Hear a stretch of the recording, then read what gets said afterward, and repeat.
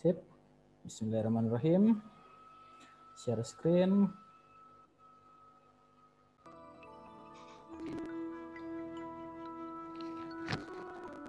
Ya, sudah 22 partisipan. Teman-teman, kita akan mulai saja. Baik, Assalamualaikum warahmatullahi wabarakatuh. Waalaikumsalam warahmatullahi wabarakatuh. Oke, teman-teman, saya harap malam ini semuanya dalam keadaan yang sehat semua ya. Seperti biasa, sebelum kita memulai untuk belajar, marilah kita berdoa menurut agama dan kepercayaan masing-masing. Berdoa kita mulai.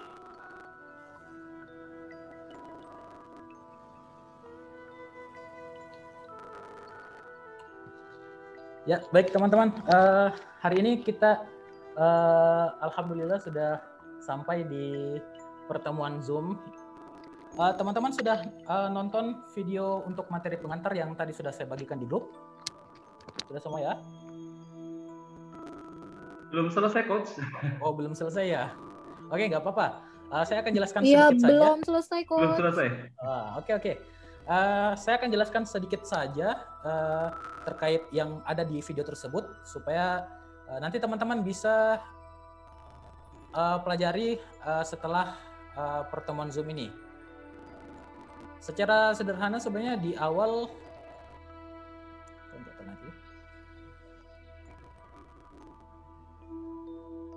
Oke.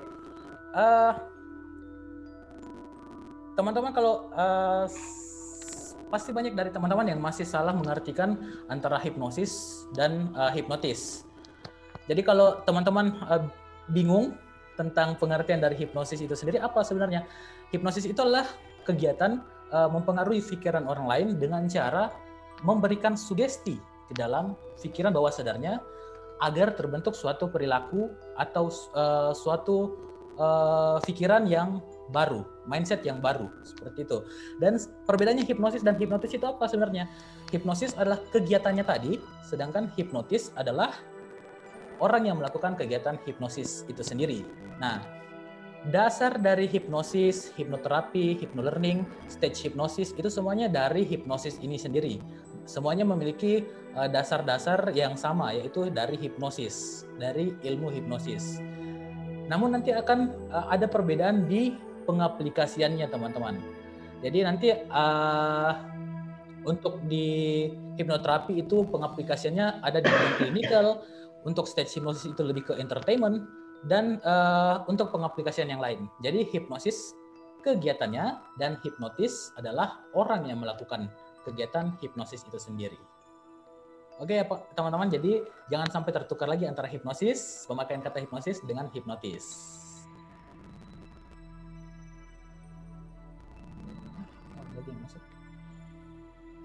Oke. Sip.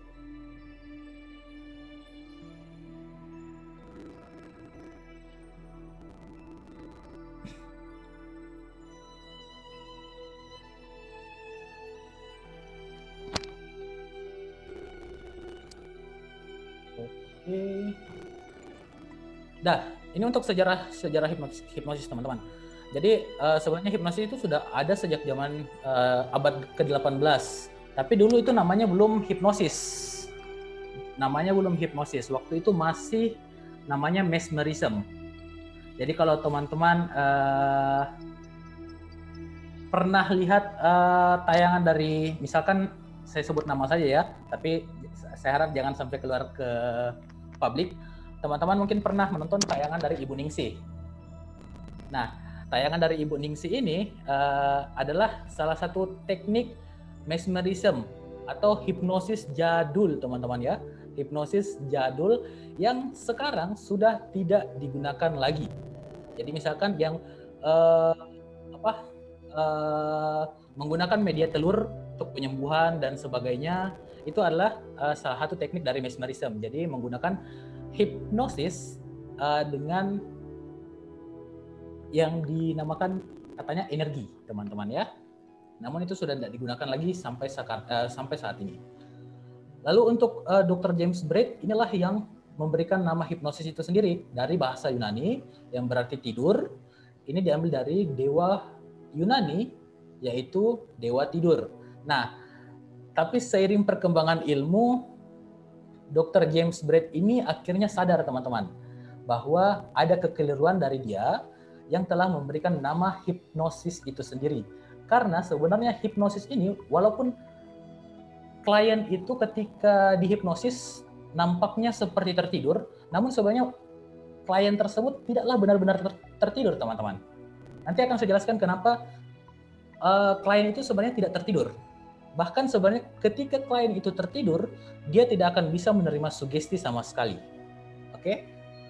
Nah, untuk yang selanjutnya ini nanti teman-teman bisa pelajari sendiri tentang sejarah dari hipnosis. Sampai sekarang ada IBH dan juga ada Prahipti yang terbesar di Indonesia. Dan organisasi yang menaungi kita, hipnosis, para hipnotis dan hipnoterapis adalah Prahipti untuk saat ini. Oke, kita nggak usah berlama-lama di sejarah. Nanti teman-teman bisa ada kok dari berbagai sumber referensi, ada dari buku, dari internet juga ada. Nah, ini untuk pengaplikasian dari hipnosis itu sendiri. Kenapa saya menaruh logo Trisula di tengah lingkaran ini? Untuk teman-teman yang non psikologi mungkin belum paham tentang logo Trisula ini. Logo Trisula ini adalah logo simbol dari psikologi itu sendiri. Kenapa saya menyimpan logo tersebut di antara aplikasi dari hipnosis ini adalah karena memang hipnosis adalah salah satu dari psikoterapi. Salah satu dari psikoterapi, teman-teman. Nah, namun jangan salah paham bahwa hipnosis, karena hipnosis ini adalah salah satu dari psikoterapi, sehingga teman-teman sudah bisa melakukan yang namanya psikoterapi. Ada batasannya teman-teman. Jadi teman-teman boleh memberikan intervensi hipnosis, namun tidak dengan psikoterapi yang lainnya. Itu pun kalau teman-teman semuanya sudah memprogram yang namanya Certified Hypnotherapist nantinya. Ini ada chat masuk. Oke. Nah, stage hypnosis adalah untuk hiburan teman-teman ya. Hipnoterapi adalah untuk clinical, yang tadi saya katakan kita bisa memberikan intervensi psikoterapi dengan batasan hanya hipnoterapi saja, bukan psikoterapi yang lainnya. Ada juga untuk leadership dan trainer teman-teman. Jadi kalau ada yang pernah misalkan ikut di prospek MLM, misalkan hipnosis itu digunakan dalam hipnomarketingnya. Bagaimana caranya itu? Biasa mungkin teman-teman yang pernah di prospek untuk ikut MLM atau mungkin teman-teman ada yang praktisi MLM juga pasti paham dengan teknik yang seperti ini.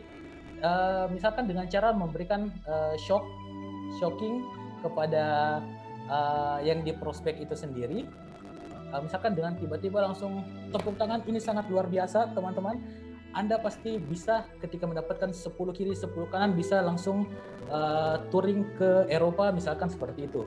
Jadi dengan cara mengejutkan critical area-nya dan menembus pikiran bawah sadarnya dan memberikan sugesti sehingga orang tersebut mau membeli jualan kita. Nanti akan kita pelajari lagi lebih lanjut.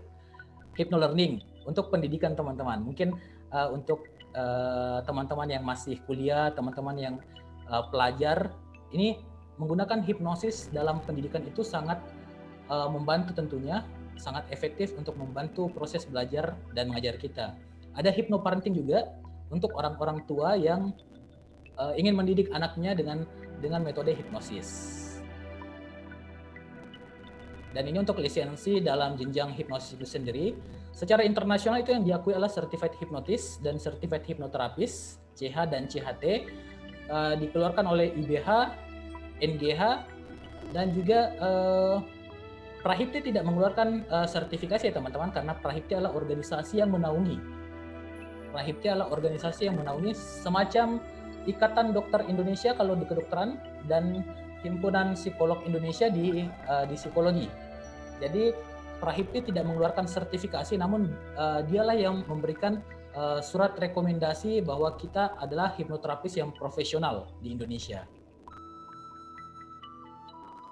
Sedangkan di Indonesia sendiri, Secara nasional itu diakui ada tambahan selain CH, CHT, ada tambahan sertifikasi yang lainnya, ada certified instruktur, certified trainer, dan juga ada certified non akademik yang lainnya, teman-teman.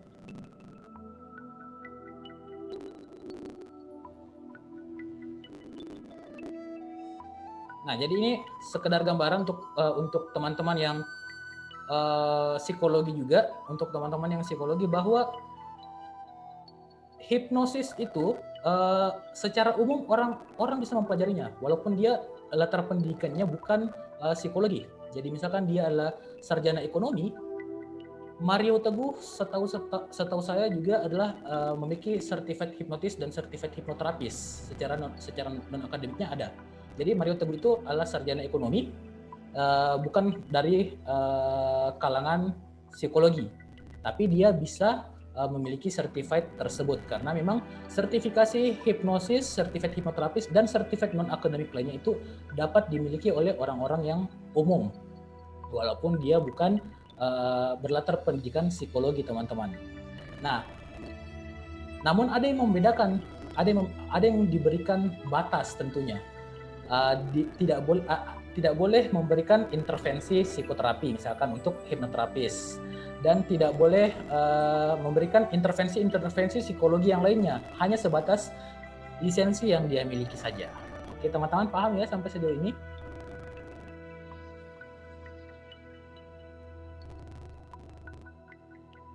Nah, ini teman-teman, saya ingin tanyakan kepada teman-teman langsung. Menurut teman-teman, hipnosis itu berbahaya atau bermanfaat? Ada yang ingin berargumen?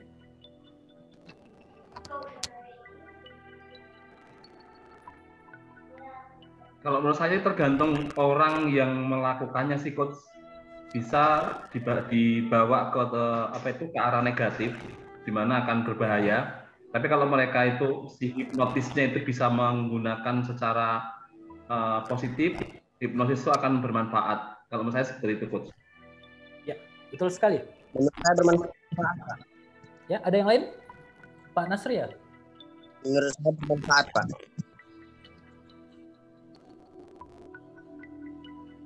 Gimana, Pak? Menurut saya hipnotis itu bermanfaat karena jauh lebih banyak jauh lebih banyak hal positif yang bisa didapatkan dari hipnotis daripada hal negatifnya. Seperti itu. Kalau salah satu contohnya ya Pak. Ya, jadi menurutnya lebih banyak positifnya ya, sehingga hipnosis itu bermanfaat.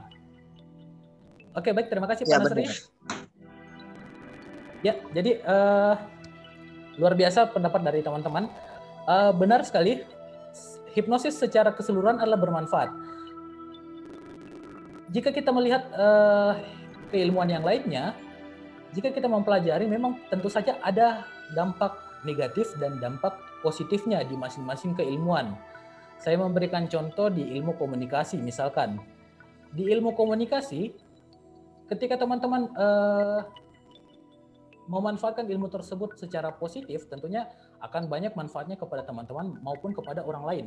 Namun ketika teman-teman menyalahgunakan ilmu tersebut, tentu saja bisa digunakan untuk menipu orang lain. Dan misalkan ilmu kimia itu bermanfaat, banyak manfaatnya. Namun ketika disalahgunakan bisa dibuat untuk meracik bom dan sebagainya. Nah, sama dengan hipnosis, teman-teman. Hipnosis memiliki manfaat yang banyak, namun jika ada praktisi hipnosis yang mengatakan bahwa hipnosis itu tidak ada bahayanya, saya sendiri mengatakan dengan tegas bahwa itu keliru. Hipnosis tetap ada bahayanya, tentu saja. Hipnosis tetap ada bahayanya ketika disalahgunakan. Misalkan ketika melakukan praktek hipnoterapi lalu dengan tidak profesional, akhirnya abal-abal tekniknya dan efeknya adalah malpraktek. Nah, itu bisa sangat fatal kepada psikis kliennya sendiri ketika salah memberikan intervensi. Misalkan seharusnya orang fobia itu diberikan intervensi teknik hipnoterapi A, namun dia melakukan teknik hipnoterapi yang lainnya. Nah, atau misalkan untuk di hipnotis itu sendiri, banyak sekali orang-orang hipnotis yang karena hanya tujuan untuk menghibur, dia ingin menghibur penontonnya sampai dia melupakan keamanan dan kerahasiaan dari suyetnya itu sendiri. Suyet ini istilah dari orang yang dihipnosis dalam bahasa hipnotis. Oke? Misalkan, mungkin ada dari teman-teman yang pernah menonton tayangan hipnosis yang suyetnya itu ditidurkan, lalu kepalanya, jadi ada 2 kursi teman-teman ya, ada 2 kursi, ada di sisi kiri dan sisi kanan, lalu suyetnya itu dibuat tertidur dengan kepalanya ada di kursi yang satu dan kakinya ada di kursi yang satunya lagi dengan jarak yang cukup jauh. Nah, itu adalah salah satu pertunjukan hipnosis atau entertain hipnosis yang sangat fatal untuk dilakukan. Mengapa? Karena tingkat kesadaran manusia itu ketika dihipnosis akan naik dan turun, teman-teman. Akan naik dan turun. Jadi ketika dia memang dalam keadaan hipnosis, masuk dalam tingkat gelombang otak yang mudah tersugesti, tentu saja itu aman posisinya. Namun ketika gelombang otaknya turun, kesadarannya kembali dan akhirnya bisa fatal. Oke teman-teman ya.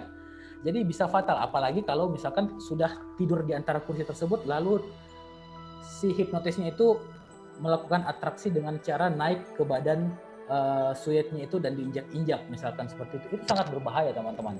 Jadi jangan sampai hal-hal tersebut terjadi kepada teman-teman dan bisa membahayakan suyetnya sendiri dan teman-teman sebagai hipnotisnya sendiri.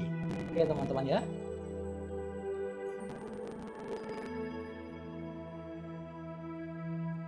Bentar.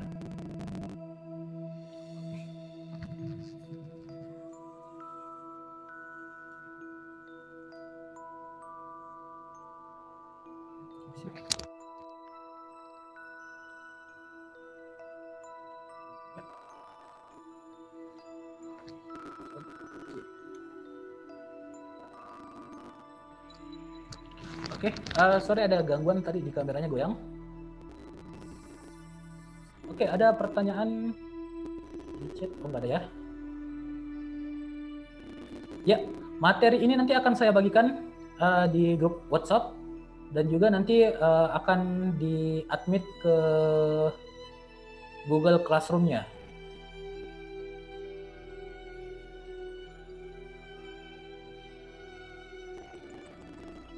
Siap, nanti akan di-share ya untuk sejarah hipnosisnya.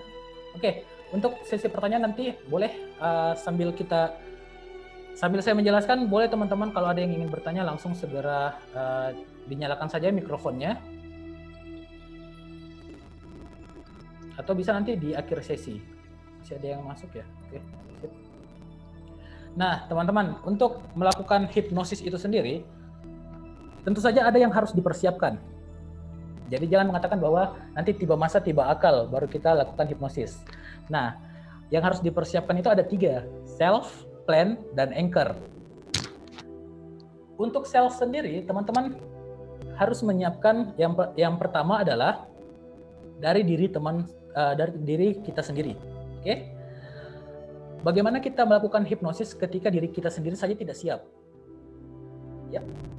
Jadi mulai dari kepercayaan diri, dari teori-teori yang sudah kita pelajari itu harus dimatangkan terlebih dahulu, baru kita melakukan praktik hipnosisnya itu sendiri. Lalu selanjutnya adalah plan. Di plan ini tentu saja sebelum melakukan hipnosis itu sendiri, kita harus melakukan setting goals dulu. Oke? Kita harus melakukan setting goals dan menyiapkan alternatif untuk keadaan-keadaan yang tidak terduga. Nah, misalkan ketika teman-teman datang ke suatu tempat atau berbicara dengan teman, janjian dengan teman-teman di kafe misalkan, terus lakukan setting goals sejak awal sebelum ketemu dengan teman kita, dengan cara misalkan kira-kira nanti saya akan masuknya bagaimana, masuknya untuk melakukan hipnosis itu bagaimana, terus mengarahkan kepada hipnosis itu bagaimana, mengarahkan pembicaraan tersebut kepada hipnosis itu bagaimana, dan ketika melakukan hipnosis itu seperti apa. Kira-kira suasana di kafe itu bagaimana, apakah cukup kondusif untuk saya melakukan hipnosis dan sebagainya. Itu adalah bagian dari plan. Jadi bukan hanya sekedar nanti tiba masa tiba akal baru kita lakukan. Dan setelah itu anchor.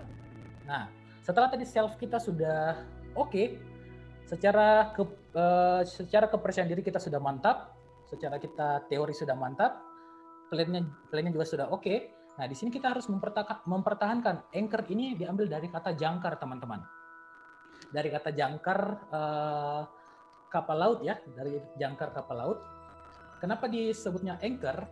Bagaimana kita bisa membentuk citra diri kita dan bisa mempertahankan citra ini kepada orang tersebut. Nah, misalkan Romy Rafael.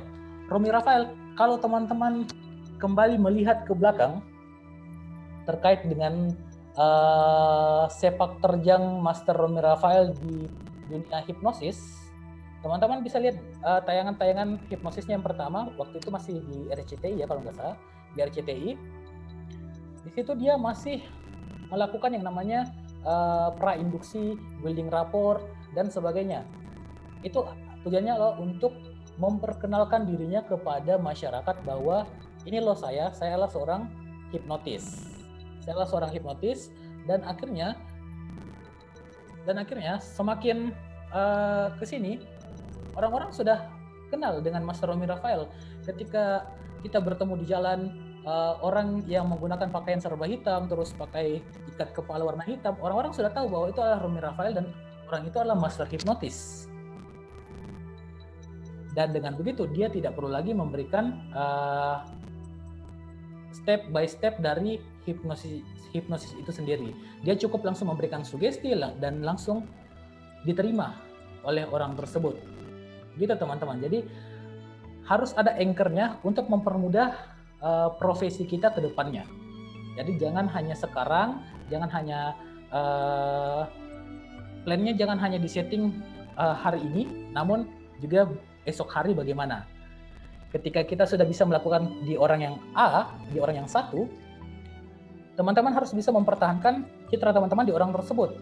Jangan sampai kita hari ini bisa menghipnosis orang tersebut, namun besok kita ketemu dengan dia lagi, dan orang tersebut sudah tidak bisa dihipnosis. Karena tingkat kepercayaannya jadi menurun. Jadi teman-teman harus bisa memberikan anchor pada orang tersebut. Sejauh ini apakah ada yang ingin ditanyakan teman-teman?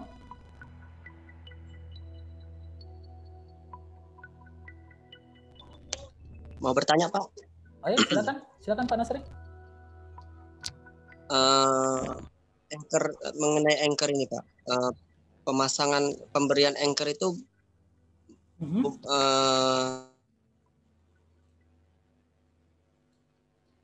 ya, bagaimana?